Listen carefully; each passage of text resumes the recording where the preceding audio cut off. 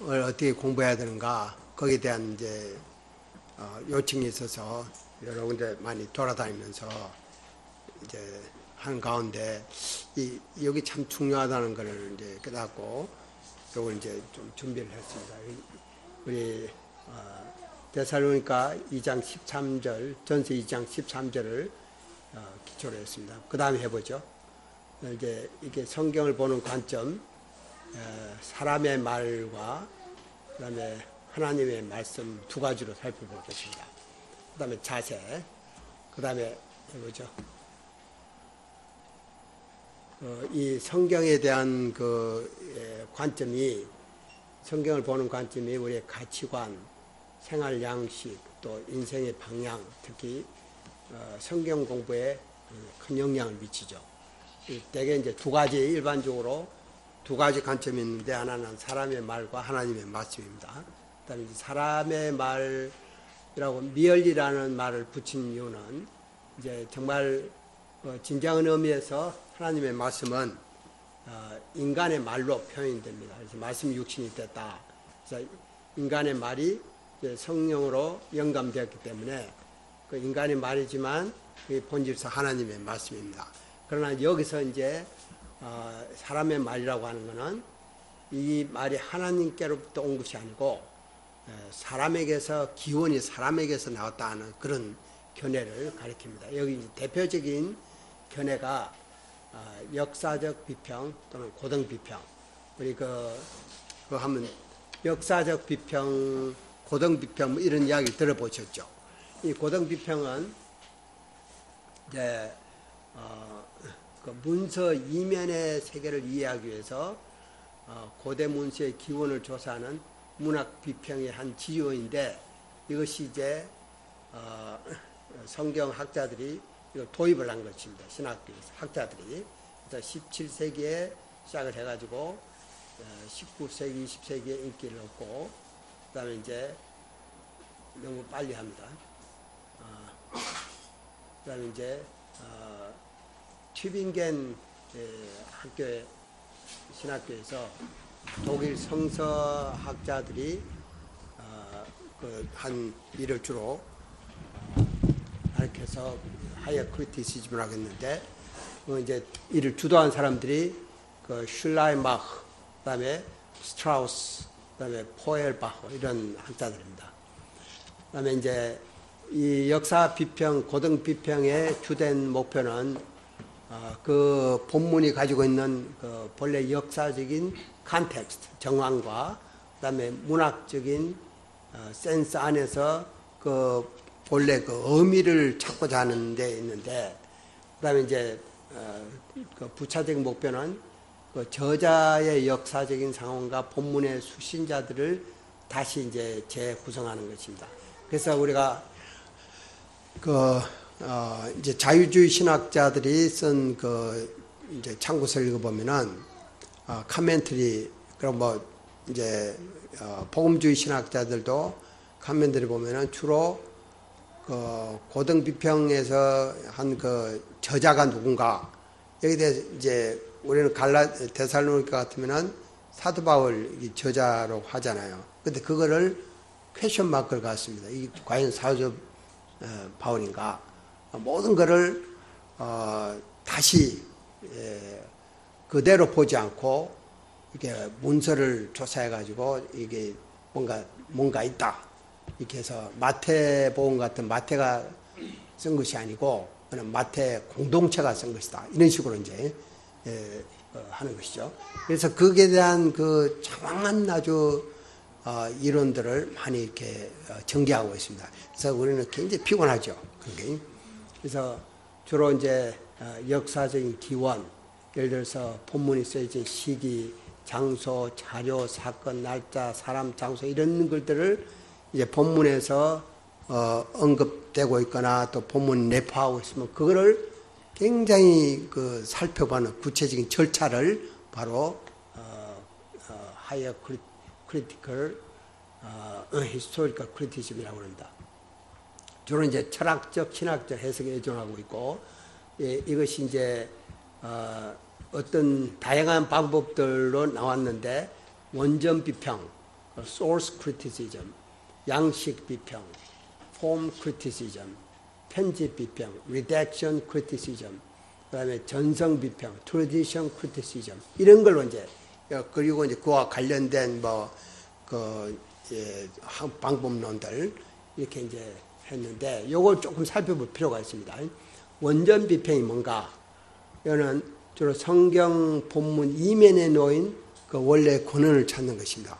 그래서 이제 예를 들어서 문서, 인물, 담화, 지문, 사진, 관찰 이런 것들을 평가하는 과정을 말합니다. 그다음에 양식 비평은 문학적인 형태에 따라서 성경을 분류합니다. 예를 들어서 성경을 이제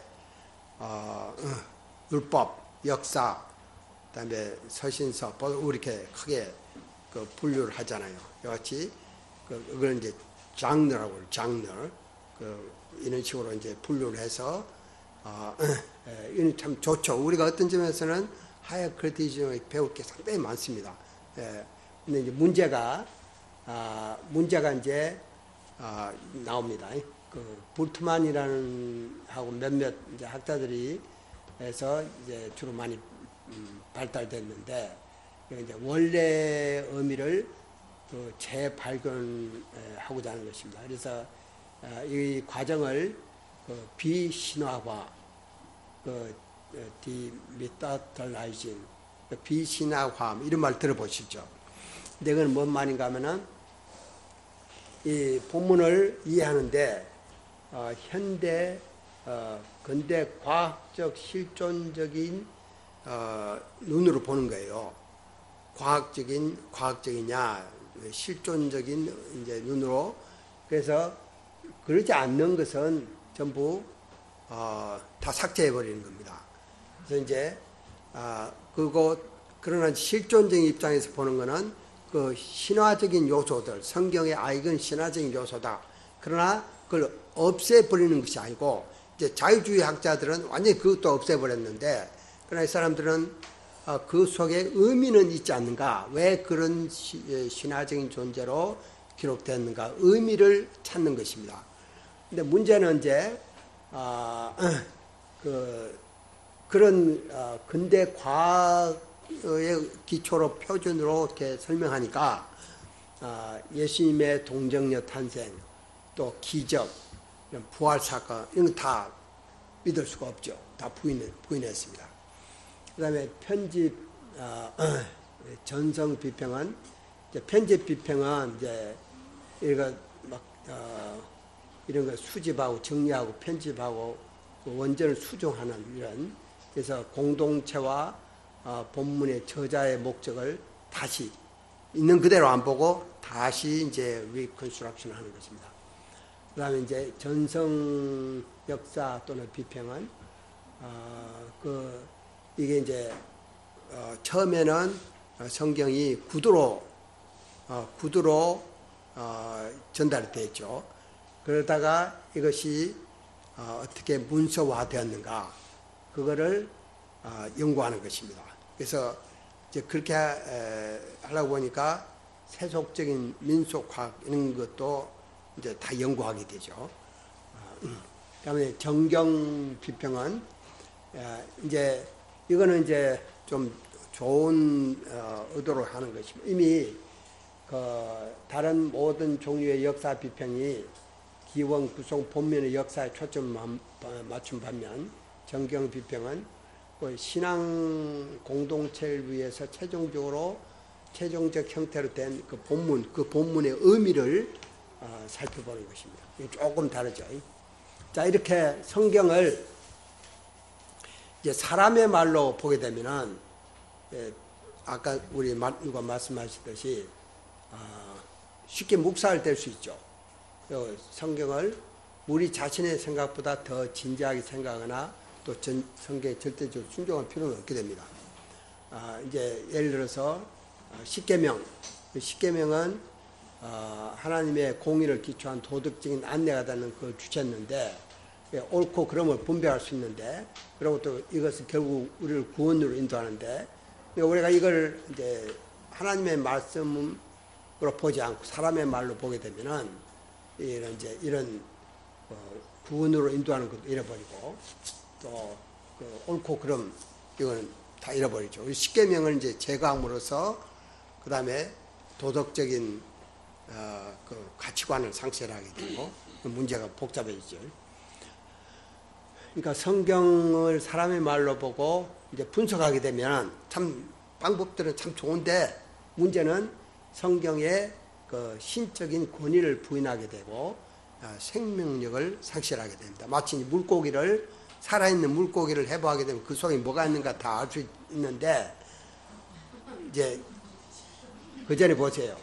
너무 빨라. 이거는 그 다음에 이 어떤 인상을 갖습니까? 생명력이 있죠. 네, 굉장히 살아 있잖아요. 근데 그 다음 보세요. 이거 이제 분석한 거예요. 이 분석하면은 내장이 어디 있고 뭐 이거 다 아는데, 예? 이거는 죽었어. 이 고기는 죽은 거예요. 꼭 마찬가지로 이런 이제 성경을 그런 식으로 보면은 생명력이 없는 거예요. 그래서 이제 그건 공부한 사람들은 전부 신앙을 다 잃어버립니다. 그 다음에 보죠. 그래서 성경을 이제 하나님의 말씀으로 보게 되면은 이 말씀이 우리 안에 역사해서 우리를 변화시키죠. 그래서 죄와 영원한 정죄로부터 우리를 구원해 줍니다. 그리고 이제 산소망을 갖게 되고 또 우리 삶을 변화시켜서 데살로니가 신자들과 같이 우상 숭배에서 돌이켜서 사시고 참되신 하나님을 섬길 수 있게 합니다. 이 자세에 따라서 완전히 이제 달라지는 거죠. 그러니까 성경은 철학이나 과학책이 아니고 구원에 관한 책입니다. 성경의 메시지는 복음입니다. 그러니까 복음은 교리가 아니고 딱딱한 교리가 아니고 예수님 자신이죠. 그래서 예수님이 죽은 영웅이 아니고 이제 부활하시고 죽음의 세력을 정복하시고 성천하시고 하나님 보좌에 앉아 계시고 지금도 살아계시 역사하시죠. 그래서 말씀을 통해서 역사하십니다.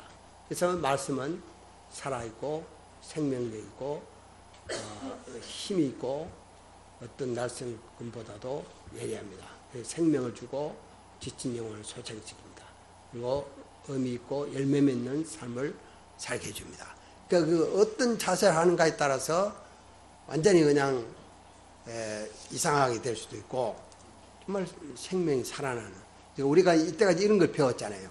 근데 이건 이제 자꾸 줄어들어. 이런 게 문제죠. 네. 그 다음에 이제 예수님은 살아계시며 언제까지나 성령을 통해서 우리와 함께 하시는데 그래서 모든 것을 합력하여 선을 이루신다는 그런 믿음. 이게 단순하고 절대적인 그 말씀에 대한 믿음. 이게 이제 생명이 있는 거죠. 그 다음에 그러면 이제 하나님의 말씀을 우리가 어떻게 볼 것이냐. 이제 세 가지. 이게 성경 우리의 삶에 극히 중요한 영향을 미치는 몇 가지 특징을 지니고 있는데 첫째는 하나님의 감동으로 됐다. 성경에는 오류가 없다. 성경은 충분하다. 요게 이제 설명이 필요합니다. 그 다음에 보죠. 자, 이것은 성경 레퍼런스입니다.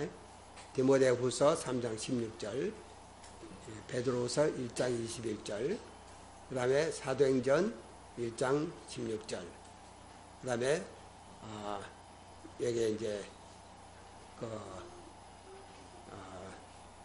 어떻게 성령께서 다윗의 입을 빌려 미리 말씀하셨다. 이거는 성경이 하나님의 영감으로 된 것이라는 가장 확정한 분명한 확정이다.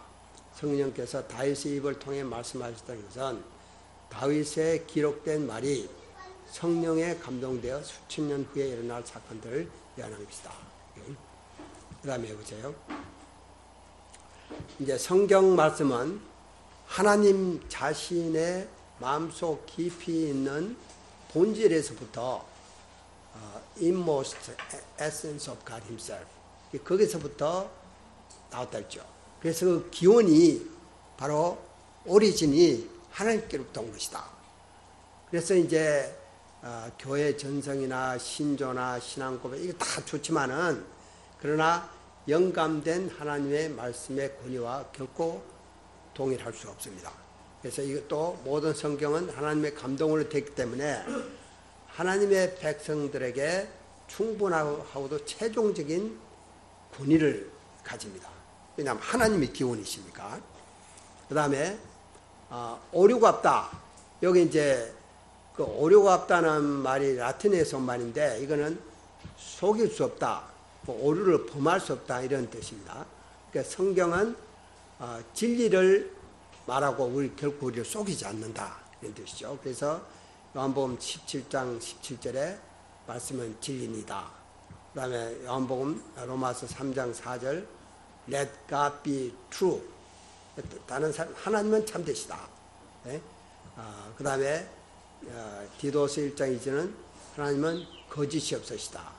히브리서 6장 18절은 하나님은 거짓말 하실 수 없다. 하나님은 거짓하고 홀리, 가리스 홀리, 거짓하고 거리가 먼 인물입니다. 그러면 이제 하나님이 거짓말을 하실 수 없다면은 그의 기록된 계시도 거짓말을 할 수 없죠. 그래서 이 성경에 진실하다, 거짓말을 할 수 없다는 그 믿음은 하나님의 성품이 절대 거짓말을 할 수 없다는 그 성품에 기인하고 있습니다.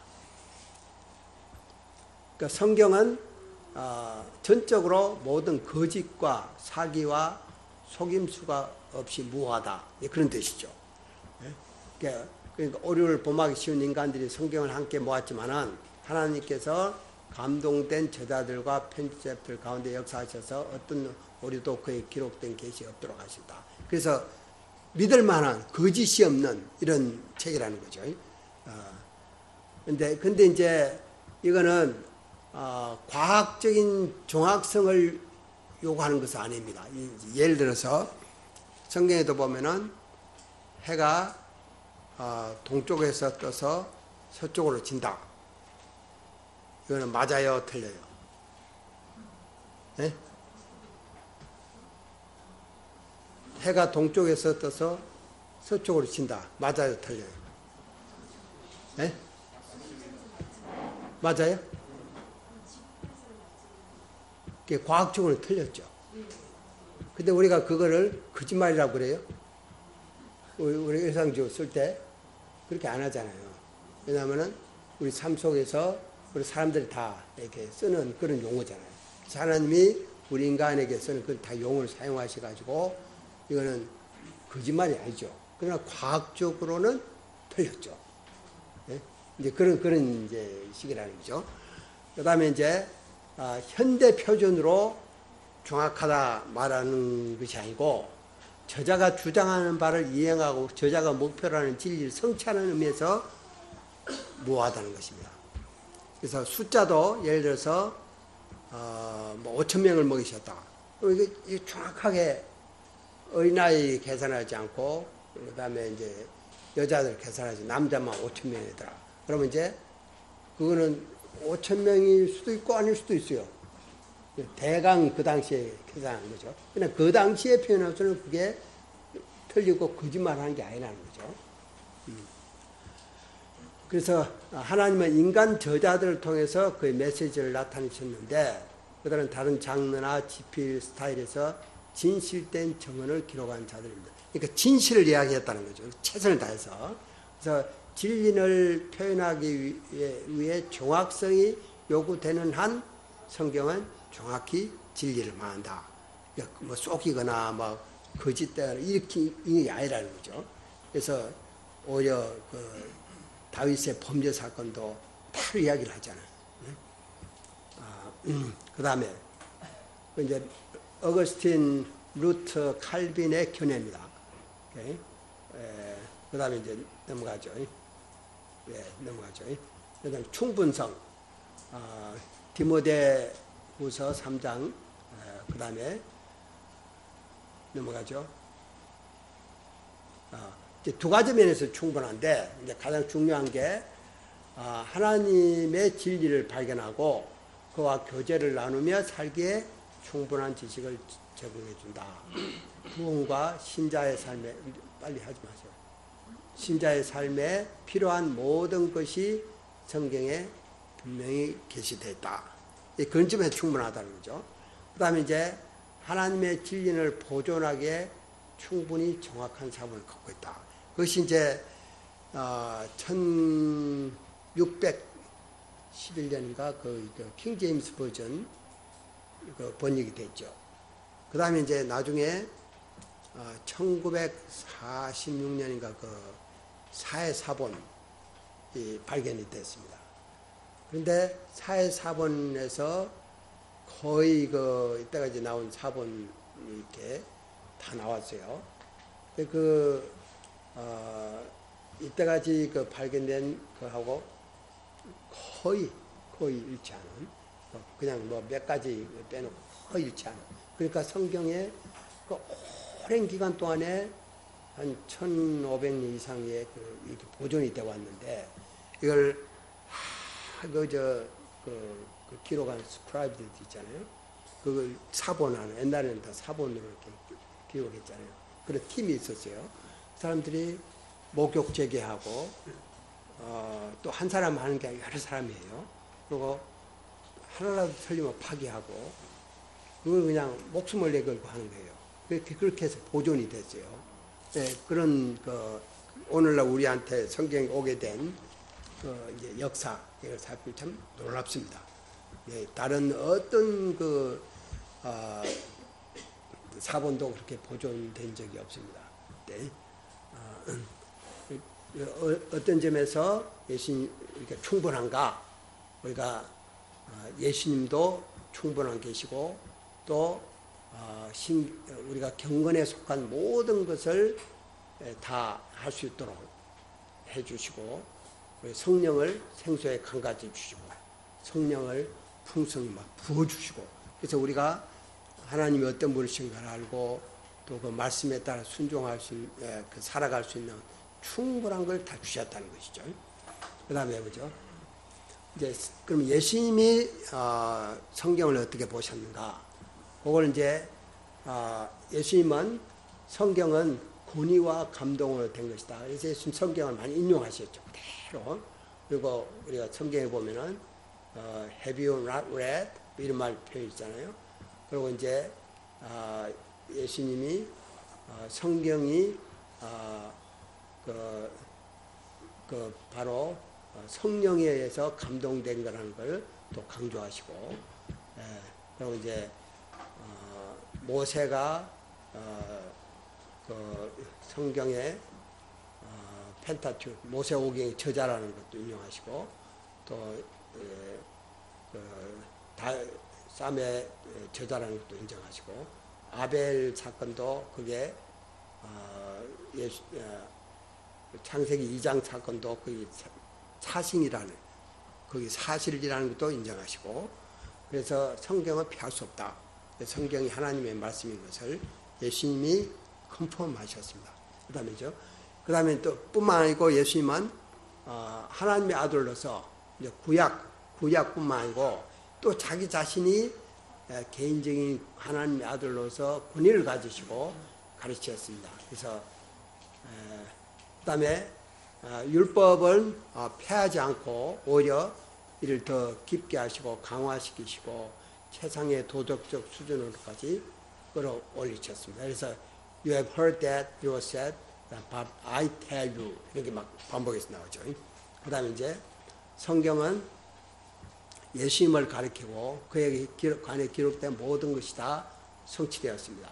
그 다음에 예수님은 또 한 문장으로 구약 전체 율법의 의미를 딱 표현하셨죠.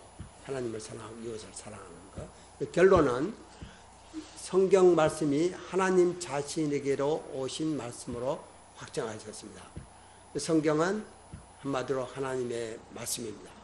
인간의 의견이나 인간의 철학이나 사상이나 위대한 사상들이 다 좋은 생각들을 여론조사를 해서 만든 게 아니고 성경은 하나님의 말씀이다.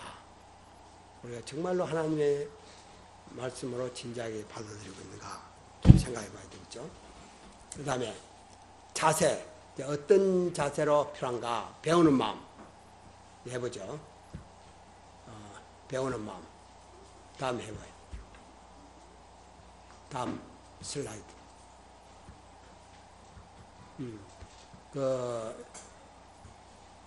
다음 슬라이드.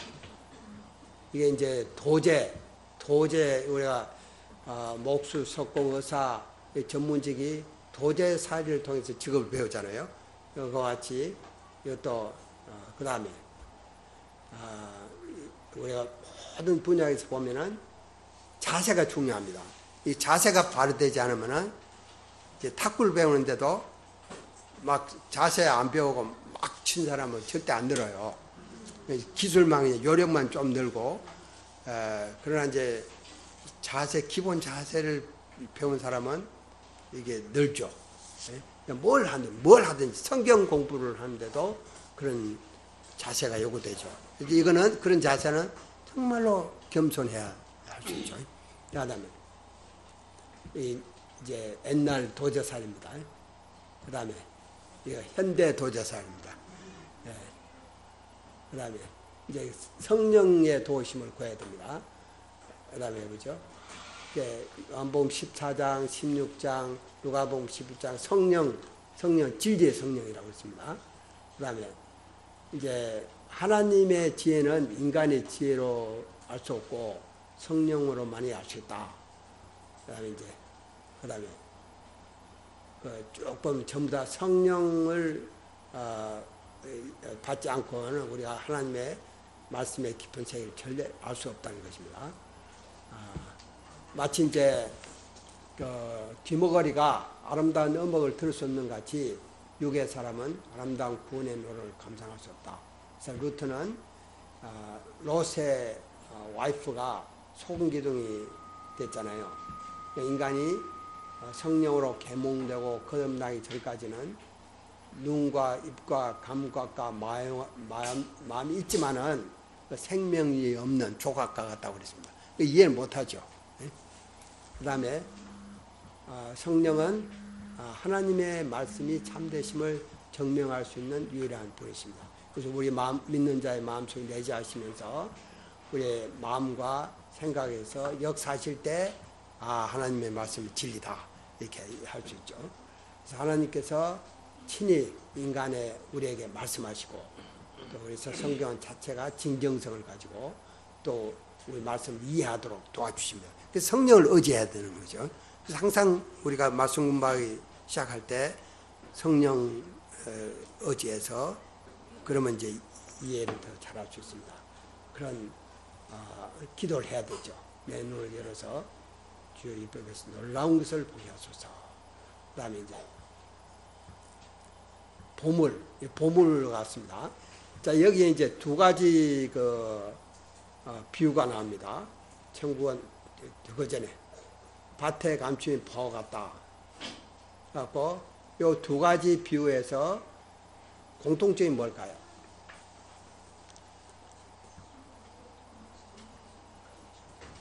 감춰 있다. 그죠? 굉장히 귀한 건데 감춰져 있다는 거. 그 다음에 또 소유를 다 팔아서 샀다. 그만큼 가치가 있다는 것입니다. 그래서 그 다음 보세요. 지금 이제 감추어진 비밀이다 하는 게. 그 다음에 그렇게 하려면 이게 찾아야 되죠. 그냥 우리가 그냥 무조건 찾는 마음이 없이 보물 찾기 하듯이 이렇게 성경 공부를 할 때 보물 찾기 하듯이 해야 된다는 것입니다. 그다음에 다이아몬드를 찾는 강부같이. 그 다음에 해보죠. 이게 이제 베레아 사람들이 어떻게 했는가. 말씀을 받고 이것이 그런가 날마다 성경을 상고했다. 이기재민했다고 그랬죠. 그냥 with great eagerness and 이기재민. 그리고 이게 사실인가. 그래서 아주 믿는 자가 많았다. 그 다음에 해보죠. 이게 이제 필그림 베레아인들입니다. 찾아야죠. 그 다음에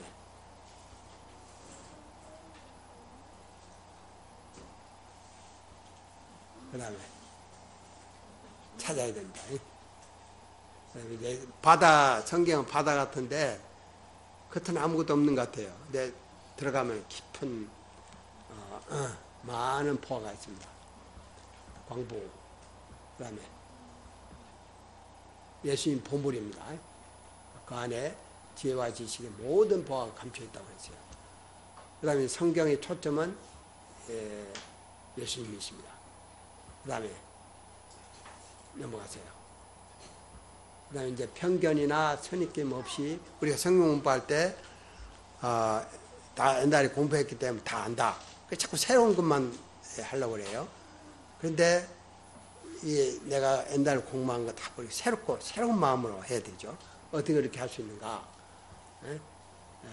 그다음에 이제 그 Living by the Book이라는 책을 쓴 하워드 앤 윌리엄 핸드릭스, 이분이 이제 부자예요. 아버지와 아들이에요.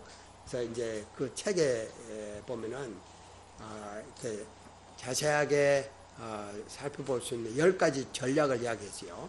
보면은 생각하면서 읽으라고 했습니다. 그러니까 이거는 연구를 포함하죠. 곰곰이 생각하라는 것입니다. 그다음에 우리가 이제 내가 중요하게 생각하는 건 굉장히 막 연구하잖아요. 그와 같이 연구하라는 것입니다. 그 다음에 반복해서 읽어야 됩니다. 한두 번 아니고 저는 한 10번 정도라고 했는데 여기는 100번 정도 읽으라고 했어요. 그래서 완전히 통찰력을 얻기까지 읽으라는 것입니다. 그 다음에 데살로니가 전서하면은 전서를 다 읽으라는 것입니다. 그냥 꼭 부분만 읽고 하면 안 되고 다 여러 번 이렇게 성경 전체를 읽고 그러면 숲을 발견하는 데 도움이 되죠. 또 소리 내서 읽는 것도 중요합니다. 그냥 눈으로만 읽지 않고. 그 다음에 이제 이 인내심을 가지고 그러니까 노력 없이 즉각적인 결과를 기대할 수 없죠. 속담에 좋은 것은 급하게 되지 않는다 말이 있습니다. 그러니까 열매가 맺히기까지 시간이 필요합니다. 그래서 우리가 본문에 대해서 인내해야 되고 또 내 자신에 대해서 인내해야 돼요. 우리 막 급하잖아요. 뭔가 급하게 빨리 하려고 하는데 절대 그렇게 안 됩니다. 말씀 속에 들어가가지고 침잠해서 긴장을 풀고 그다음에 절기는 그러려면 시간이 필요하죠. 그래서 성경에는 하나님의 진리가 있기 때문에 시간을 내서 하기만 하면은 반드시 진리를 찾을 수 있습니다. 그 다음에 이제 선택적으로 의뢰하는 것은 6가지 질문을 이제 뭐라든지 던져보라는 거죠. 우리 마드벨은 이것은 six servant, 6명의 종이 있다는 것입니다. 그 다음에 기도하는 마음으로 이제 읽기 전, 도중에, 후에 항상 기도하는 마음을 읽으라는 것입니다. 그 다음에 이제 상상하면서 읽으라고 하는데 그렇게 하려면 이제 번역 여러 버전들을 동시에 이렇게 한번 보면 좋습니다. 그 다음에 또 패러프레이즈 하는 거, 예를 들어서 뭐 앰플리파이드 바이블 같은 이런 것도 사용하면 좋죠. 그 다음에 이 자신의 것으로 본문을 다시 써보는 것도 좋습니다. 그 다음에 한국말, 영어, 또 뭐 중국어, 뭐 독일어, 다른 스페니쉬 이렇게 언어로 읽는 것도 좋습니다. 그 다음에 이제 다른 사람이 본문을 소리내어 읽도록 듣는 것도 좋습니다. 우리가 이제 그 성경 테이프가 있죠. 그 다음에 한 곳에서만 하지 말고 환경을 바꿔보는 것도 좋습니다. 이렇게 저렇게만. 그 다음에 이제 묵상하면서 성경 이제 계속 반추하라는 거죠. 그 다음에 이제 목적을 가지고 이게 교훈, 책망, 바르게 함, 어로 교육 이런 목적을 가지고 읽으라는 것입니다. 그 다음에 이제 문법 구조, 문법이 이제 중요하죠. 이게 동사, 주어, 목적, 수식어, 전치사, 접속사 이런 그 word study라고 하는데 그거는 그 어떤 거는 굉장히 중요한 예를 들어서 아까 하나님의 인정을 받았다, approve. 그럼 그것도 워드 스타디를 하는 게 필요하죠. 예. 그 다음에 이제 이게 정기적 구조냐, 지리적으로, 역사적, 연대기적, 사상적, 이런 이제 전체적인 구조를 가지고 있는 것도 중요합니다. 그 다음에 이제, 내 것으로 그냥 삼기 위해서 이것을 내 것으로 삼아야 되겠다. 이런 식으로. 그 다음에 이제, 망원경으로 보듯이 읽어라. 전체에 비추어서 그걸 보라는 거죠. 그래서 이제 항상 다각도로 성경을 다각도로 보도록 항상 큰 그림이 무엇인가 찾아보라는 거죠. 그렇게 하려면은 접속사, 문맥에 유의하고 그 다음에 전체적인 관점에서 본문을 보는 그리고 역사적인 문맥 이런 것도 살펴보고 그러니까 여러 가지로 이제 살펴보라는 거죠. 이렇게 이거는 이제 우리가 저희 이제 본부에서 많이 사용하는 건데 자세하게 팩트 스터디하는 것입니다. 이건 누구나 할 수 있습니다. 성경을 읽을 때 대충 읽기 쉽잖아요. 근데 이렇게 굉장히 자세하게 한번 다음에 보세요. 이렇게 아주 자세하게 아무 생각 없이 그냥 관찰하는 거예요. 그 다음에 이렇게 자세하게 굉장히 자세하게 하잖아요. 이렇게 찾는 거예요. 그러면은 굉장히 놀라운 보물들을 찾을 수 있습니다. 그런 다음에 요거를 아웃라인을 만들어요. 다 하고 나서 이거는 누구나 할 수 있잖아요. 이렇게 하다 보면은 굉장히 다 하고 나면은 이게 어떻게 돌아가는가 이제 되게 아웃라인이 좀 잡히죠. 그 다음에 이제 그러니까 우리가 성경 공부할 때 주석서 그 다음에 이제 막 웹 서치를 많이 합니다. 그보다도 성경 이 프라이머리 소스입니다. 하나님이 우리에게 주신 말씀인데 이 말씀을 음성을 듣고 말씀이 내 곳에 타치하도록 하기 위해서 이거를 관찰하고 읽고 묵상하고 이 자체 이렇게 하는 게 중요하다는 거죠. 그 다음에 이제 뭐 참고서 좋은 참고서 보는 것도 중요하죠. 그래서 마음이 가난하고 심령에 통이하며 내 말을 듣고 떠는 자. 보세요. Who tremble at my word.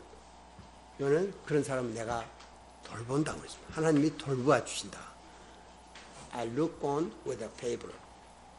놀랍지 않아요?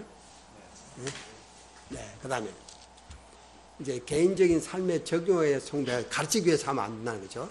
내가 예수님을 사랑하고 순종하기 위해서. 그래서 그 다음에 뭐죠? 말씀의 인생의 견고한 기초를 놓기 위해서. 그 다음에 내가 또 영적으로 성장하기 위해서. 그 다음에 이제 성장하는 게 중요하죠. 그 다음에 모든 선한 일을 행할 능력을 갖추기 위해서. 네. 그러니까 이제 하나님은 지금도 살아계셔서 역사 가운데 일하십니다. 하나님은 사람들이 자기를 대적함에도 불구하고 자신의 뜻대로 사람들을 택하시고 말씀을 통해서 사람들의 삶과 행로를 인도해 오셨고 지금도 여전히 인도하고 계십니다. 그래서 이 말씀이 얼마나 중요한가. 주의 말씀이 내게 띠단지요 내 입에 꿀보다 더하니다. 말씀을 사랑하고 말씀을 연구하고 또 말씀으로 힘을 얻고 또 말씀을 전파하고 이런 가운데 참 기쁨을 맛볼 수가 있습니다. 그 다음에 이제 제가 참고한 책들입니다. 이걸 나중에 다 웹사이트에 올릴 테니까 참고하시면